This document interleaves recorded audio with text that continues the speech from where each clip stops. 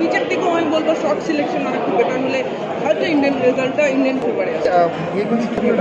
আপনার তো world cup তো তোমার কি মনে হয় যে ডোমেস্টিক ফর্ম্যাটে WPL অলরেডি হচ্ছে, রঞ্জি ফর্ম্যাটে রেগুলার বেসিসে উইমেনদের জন্য হচ্ছে, টেস্ট ক্রিকেটও কি মেয়েদের টেস্ট ক্রিকেটটা নিয়ে একটু বেশি হওয়ার দরকার আছে? চলছে যে জন্য এটা এখানে এসছে লাস্ট 3 বছর ধরে BCCI যেভাবে এগিয়ে এসছে যে যদি সাপোর্ট না তাহলে হয়তো এই রেজাল্টটা আসতো না।